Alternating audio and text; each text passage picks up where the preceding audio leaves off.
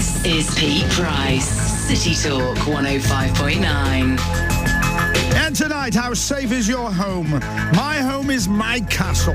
That's what the program's about. Every single one of you may live in fear these days. You might have the security, and we're going to be talking to Roy Williams from Crosby Intruders Alarms about security. Shortly, we're going to be talking to Mark Dawes, who sounds a fascinating man. He's written a book about understanding reasonable force. But we want to hear your stories.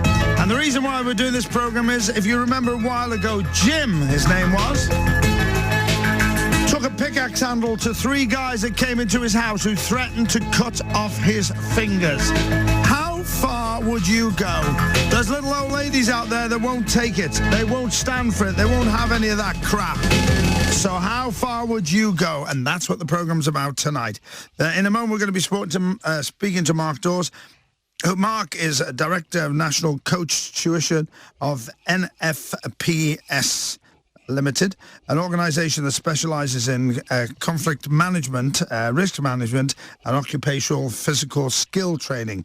As one of the few expert witnesses on the issues of reasonable force in the UK, he provides reports and testimonies for courts and was recently engaged as an expert witness for the defence in a manslaughter case involving the death of a person during restraint.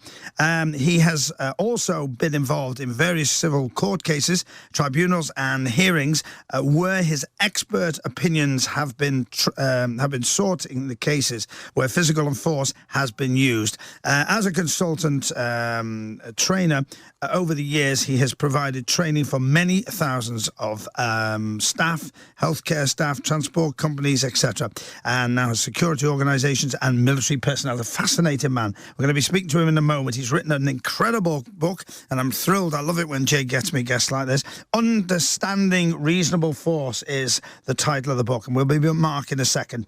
Now, you know how this programme works. We have 2 hours, and it's your chance to vent your anger, to vent your irritation that once upon a time we did. And we did live in times, and I remember it, where you could leave your back door open. Now, whether it was the fact that we didn't have anything to nick, maybe that was I don't know, maybe that was it.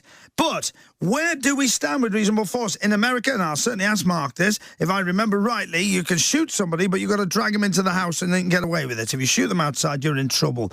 I don't advocate any violence at all, but if anybody came into my home, I have measures in place. I will just say it at that, so do not question me on that at all, but I have measures in place, and I have to have that because of who I am, because I worry, and because we're on late-night radio, and you know what happens, so some of the security we actually have to need. But I'm asking you, how safe is your home, how you feel about your home, how you feel that times are going on, and what is reasonable force? If you buy a baseball bat, do you have to buy a glove, and does that cover you? Do you carry something in the boot of your car as well? But our main priority tonight is your home, your castle. It always was. But why should people try and enter it?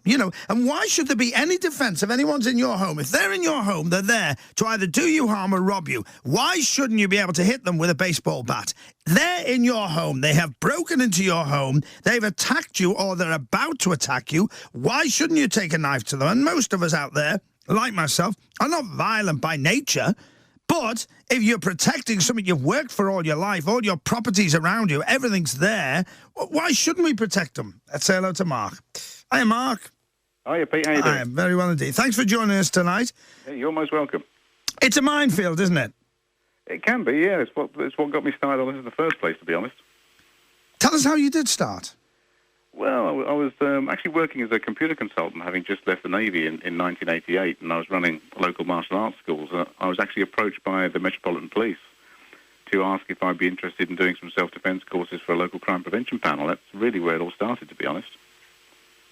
Now, what made you write the book, Understanding Reasonable Force? Well, as you're probably aware, we run a training company, and I've been on seminar routes all over the UK lecturing on this stuff. People have always said, it would be really nice if you actually had a book that we could take away and use as a resource. So it came about really as a result of people asking me to do it. So what do we get from the book? Well, the book goes right back to sort of the conception of where this all came from, because as you've already stated to your listeners, there's a huge lot of confusion about this, and a lot of it is driven by what we see in the headlines and what we read in the news, and we're becoming socially inert. We're becoming slightly risk-averse as a society where people believe they don't have any rights, when actually they have quite a few. And the aim of the book was to actually say to people, look, the law actually in many cases is on your side. What you're hearing isn't necessarily the reality of what's going on. What you're hearing is only what sells newspapers and makes the news more interesting for the companies that own the news stations. Let me ask you about America before we talk about England. Was I right in saying that? If somebody kills you or shoots you in your house, you've got more of a chance than if it's outside? What, in America? Yeah. To be honest with you, Pete, I really couldn't comment on that. I'm not an expert on American law. Right. It's not an area I've been involved in. It was just that I was told that if somebody attacked you, you attack them outside, you've got to drag them into the house and you get away with it. I wouldn't have thought so. I mean, we just had the case on the news. It was only on BBC last night when I was watching the news on there of the neighbour who actually shot two burglars outside his neighbour's house. And the grand jury in Texas found him not guilty at all because he was protecting his neighbour's property. So I think that's one of the other myths that tends to exist that gets perpetuated by rumour more than fact. I'm talking to Mark Dawes, who's written a book called Understanding Reasonable Force.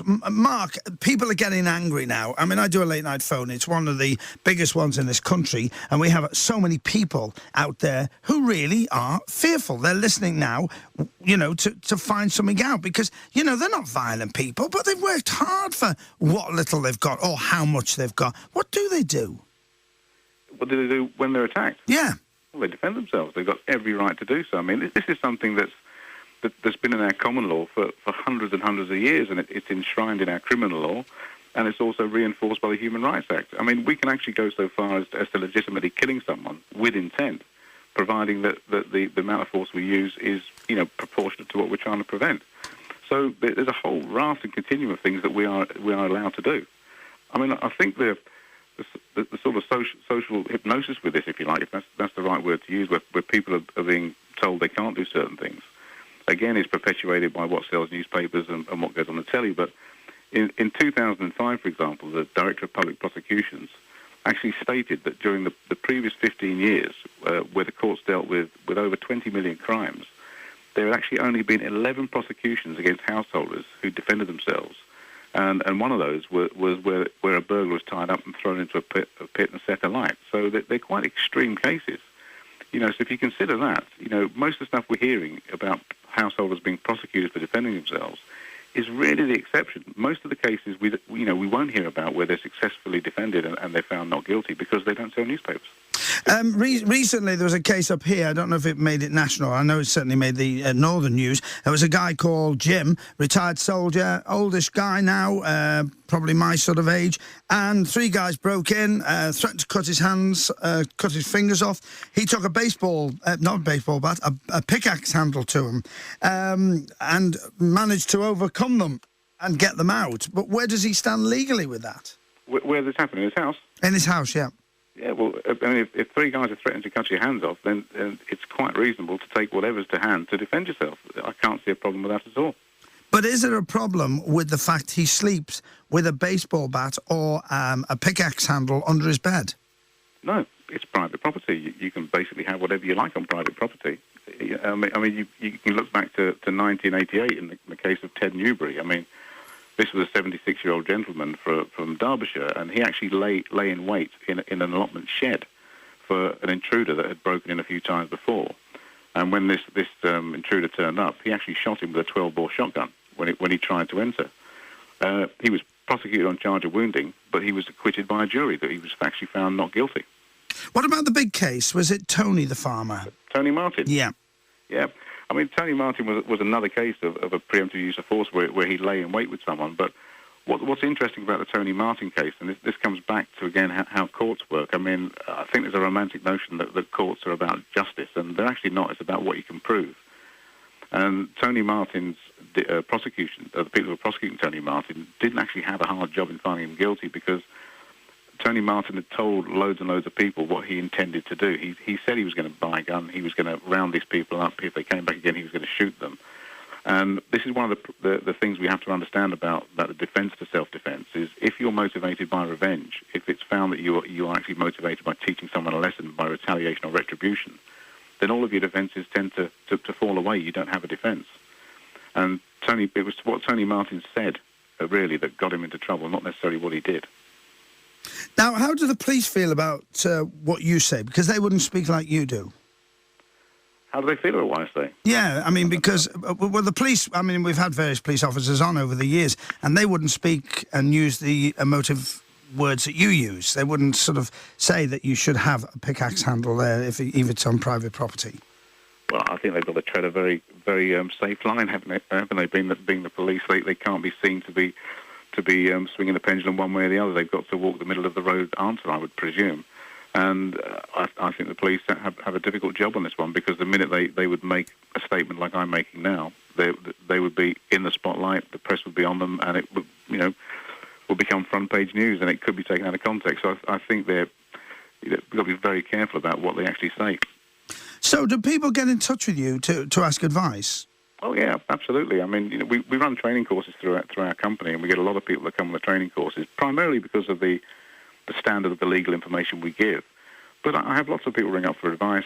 We had a case, it must have been about 3 or 4 years ago now, where 2 staff in North Wales restrained a man who'd become drunk and violent in a nightclub. They didn't do a bad job, actually. They had no training, but they didn't do a bad job. They got him reasonably controlled. The police arrived. They handcuffed the man, took him away in the back of a police vehicle. The guy was pronounced dead some time later. And the police came back and arrested the 2 men who'd initially restrained him and charged them with murder, based on the fact that the guy allegedly was originally dead when they first arrived on the scene, which was quite an interesting... Actually, I had to come to Liverpool for that one. That was quite an interesting case. It was being heard in some of the barristers' chambers up there. And we got those charges against the staff dropped almost immediately. So is this what you do for a living as well as train? Yes, yeah. I mean, I'm on the expert witness register. I'm one of the expert witnesses in the UK on the use of reasonable force. I'm probably one of the few expert witnesses that doesn't have a police background, which makes me quite impartial, if you like, and quite independent. So how do you get to become an expert witness? How does that happen? I was asked. There was no great plan to it, Pete, to be honest with you. I had a vested interest in the law. I mean, going back to the beginning, when I was first running courses for the police in the local area, one of the first courses we did for a large company, I was there to do the physical stuff because that's really all I knew at that time, and the police were there to do the legal stuff and to talk about the law and give police advice and personal safety advice. And a woman actually asked a question. She said, you keep talking about reasonable force, could you tell me what it means? And the police officer answered that by saying, well, the reasonable force depends on what you do, and if it's excessive, you'll be found guilty, and if it's not excessive, you'll be found not guilty, and it's up to the jury or a magistrate to decide that. And that was basically the answer. So she asked the question again, and he gave the same answer, and I didn't understand it, and nor did she, and I don't think, to be honest, he did either. So when she asked me the question, it put me in a very awkward position. So I guaranteed her an answer by the following week, which was a bit of a brash thing to do. And I can remember the police officers working with at the time saying to me, well, good luck, it takes 5 years to do a basic law degree, and you're going to do this in a week. He said, we don't even understand this. And that's what drove me, really. It was not being able to answer a question. It was going back to basics and actually looking at what reasonable force was. And to do that, you've got to go and read the law. You've got to read it and interpret judges' decisions. See, what upsets me is when I speak to a police officer, they'll say about reasonable force. What they then say... I mean, how can you have reasonable force? An ordinary person in their house, I don't think to myself, if you attack me in my house, I don't think to myself, right, I want this guy out, but I've got to be reasonable about it. I can't. I mean, the fear that it puts into you, the worry that it puts into you, you haven't got time to think about reasonable force. If you stick a knife in somebody, it's because you've stuck a knife in somebody. It's not because you've thought, I don't know what to do. I better not stick a knife in because if I go to court, I'm in trouble. So I don't understand this ridiculous statement, reasonable force. To be honest with you, Pete, you don't need to. I mean, the law's quite clear on it. The law will take your version of events as you honestly believe them to be, as being the founder cornerstone for your defence. Even if that if that belief is a mistaken one. And we've had numerous cases, go to court where people have acted believing the risk to be, quite severe, when in reality it was a much lower risk, and they've acted with what they thought they needed to do. In hindsight, someone could say, well, that actually was quite excessive. But the law is quite clear on this, and it goes back to some of the case laws, like the case law of Palmer, which says, so long as you did what you honestly thought was reasonable at that moment in time, it's for the prosecution to believe that you didn't hold that belief. And there's other aspects on this. I mean, with our training, we're involved in all sorts of other areas like combat psychology and stress, performance and this sort of stuff, because we're sports coaches as well. And if you're under attack, as you've identified, you're not going to be in a reasonable frame of mind. And if your heart rate jumps to over 175 beats per minute, certain things are going to happen to your psychology and physiology. For example, you're going to get tunnel vision, you're going to lose depth perception, you're going to become short-sighted, 80% of your hearing is going to shut down, your bladder and bowels are going to void, and you're not going to be in your conscious mind. You're going to go back to a more primitive mind that's in the limbic system, that's going to gear you up to do what your forefathers did, which is either to run away, to engage and fight a threat, or to hide and freeze. And, this is all the thing that will come out in court. So you don't have to answer your question fully, if someone breaks in your house and they're going to attack you, you don't have to weigh up what's reasonable. You've just got to do what you honestly think was reasonable based on what you thought the threat is. But in this ludicrous day and age, we get, for instance, Tony Martin, if I remember rightly, didn't one of the people that was hurt by him sue Tony Martin? Yeah, that's right. And this was, this goes back to the case I was talking to you about in 1988, where Ted Newby, the 72-year-old man who laid in his shed. He actually was found not guilty of a criminal charge, but then you've got the civil courts which look at whether or not your actions have compromised the other person's ability, for example, to go and earn an income. And, that's a whole different ball game altogether, because you're looking with civil issues there. And, unfortunately, we live in an age of civil litigation where we've got no-win, no-fee lawyers, running after ambulances at the moment. So that is a problem that we have in the society currently. Mark, I've got to take a break. Will you stay me a little bit longer?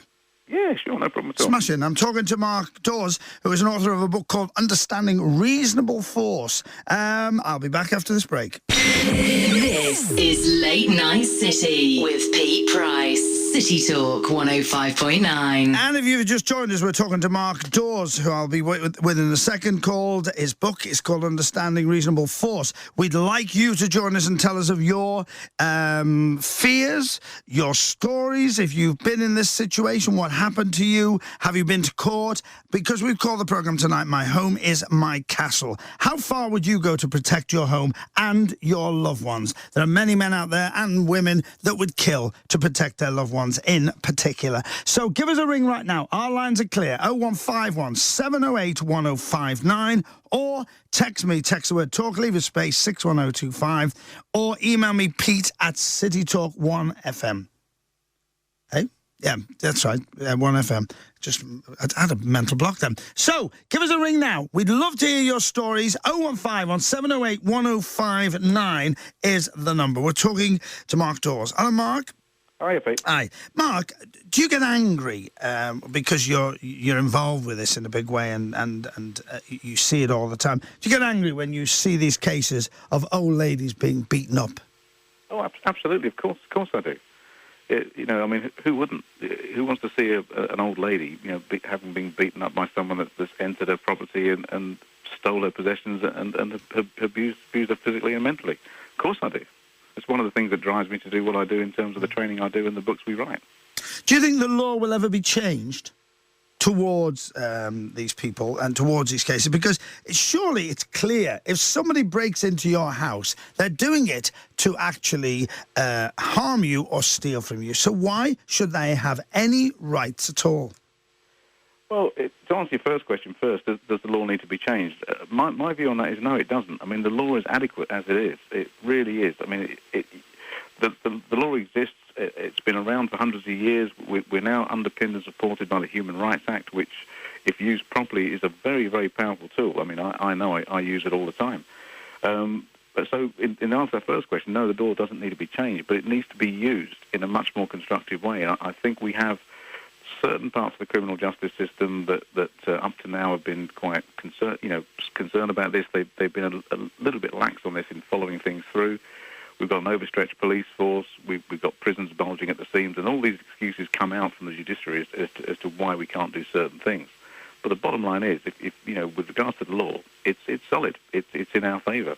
It really is. I mean, I'm living proof of that. I've used it in many cases for my own defence, and I've used it to help other people, you know, have charges against them dropped. You know, and I'm not a barrister. I must make that quite clear. I'm not a barrister, and I'm not a qualified lawyer. I'm just someone who's become an expert in this field and is registered as an expert witness.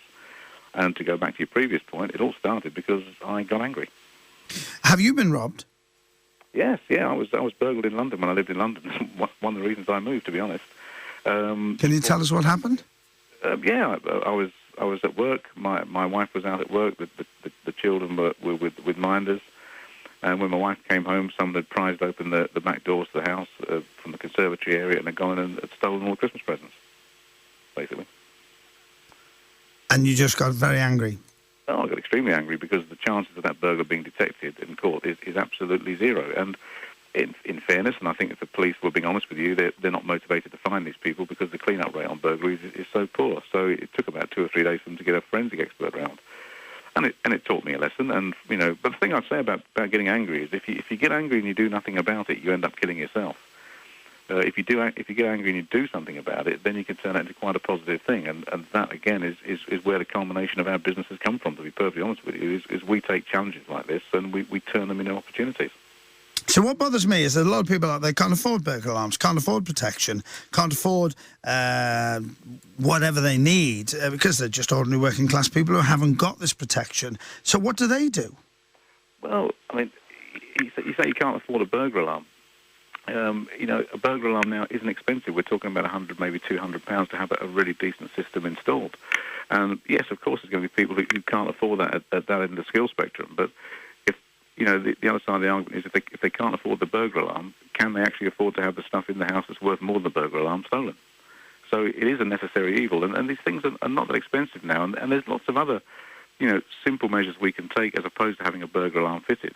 You know, making sure our doors and windows are locked at night. You know, having security lights on in the house. You can buy these light switches that go on and off. These automatic things you can plug your lamps into, so it looks as though the house is occupied when you're out.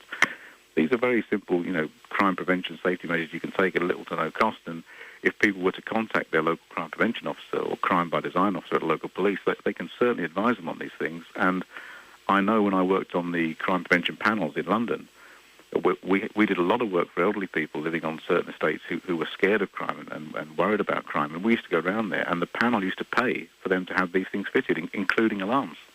So there is help out there. And do these work? Do these do these frighten burglars off? What, alarms? Yeah. Well, put it this way. I mean, I've worked inside the criminal justice system. I used to be a hostage negotiator, and I used to be a prison officer.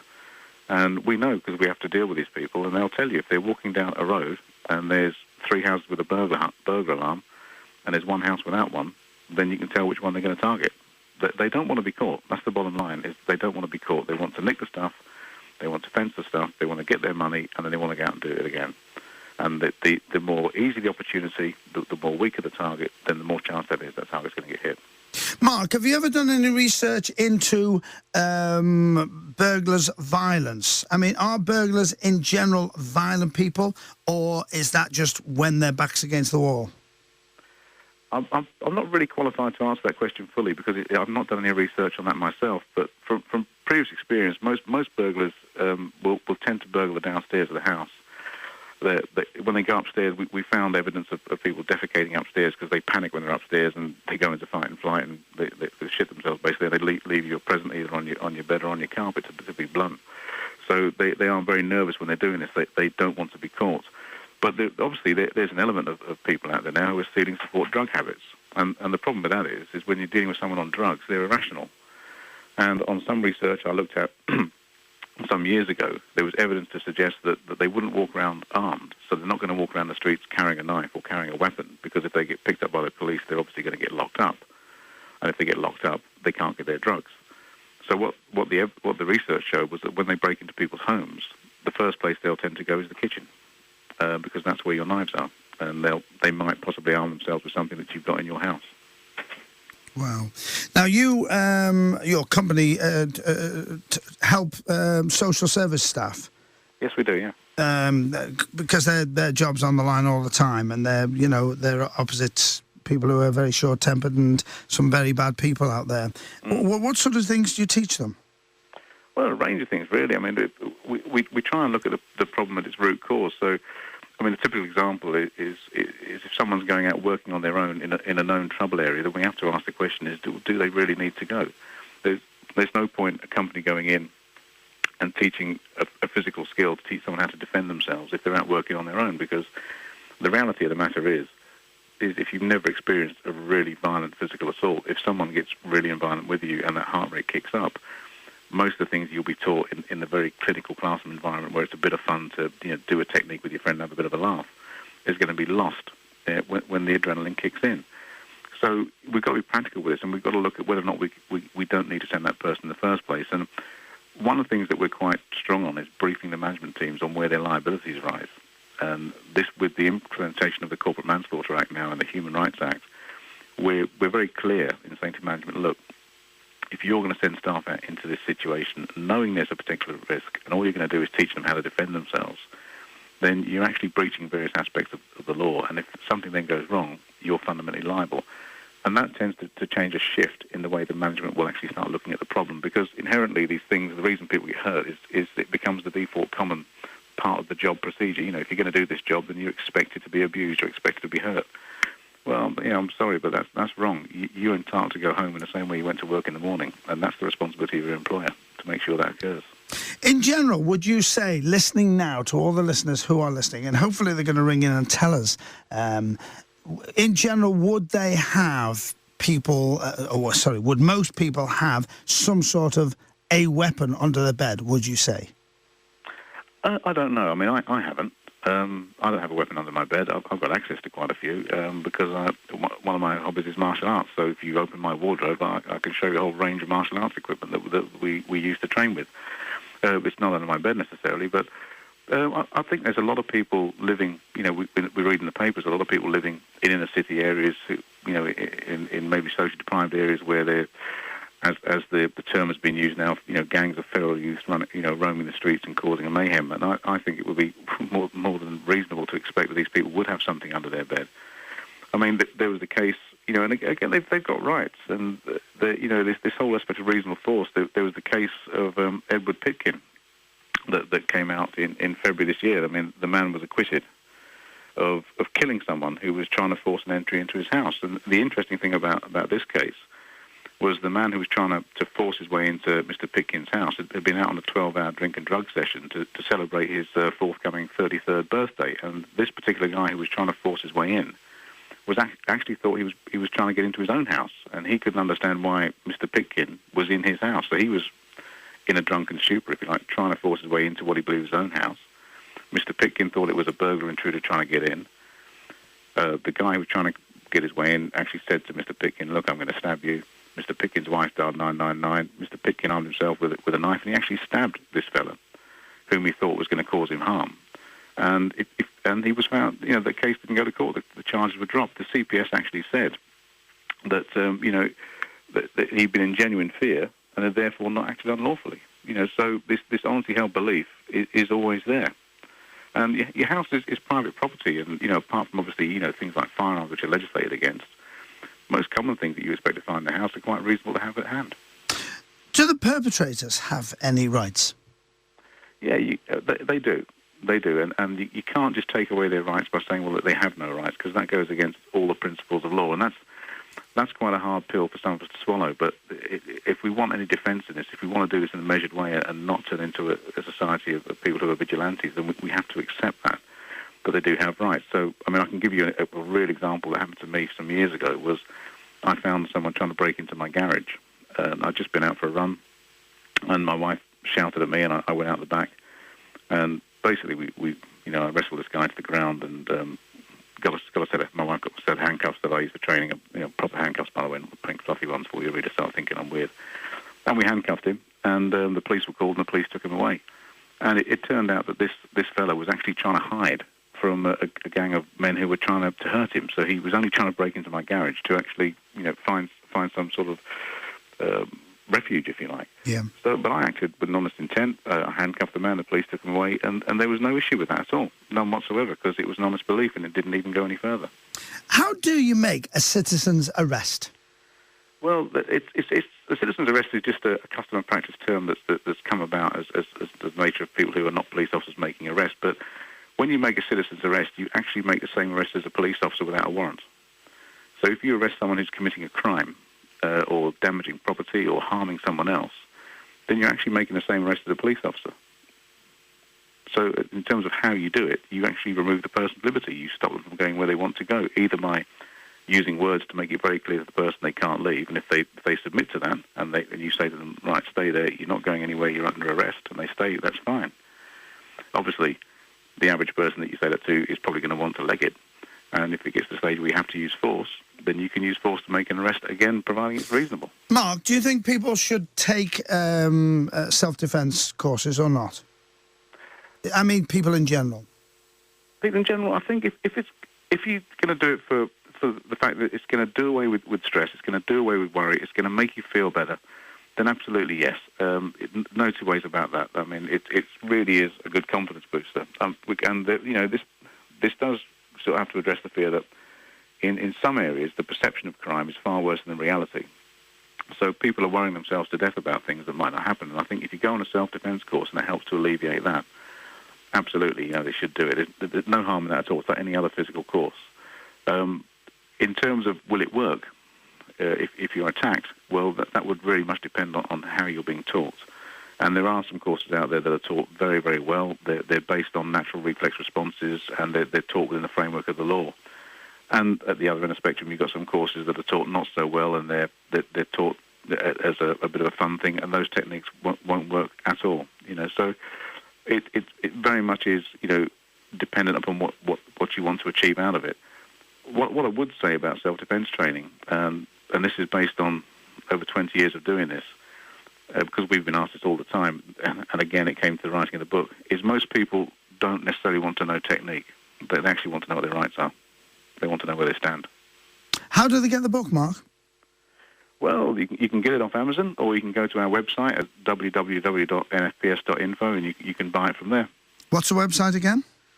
www.nfps, November Foxtrot Papa Sierra, .info, INFO. And the book is called Understanding Reasonable Force. Before you go, one more question. Sure. To everybody that's listening right now, what advice would you give to them?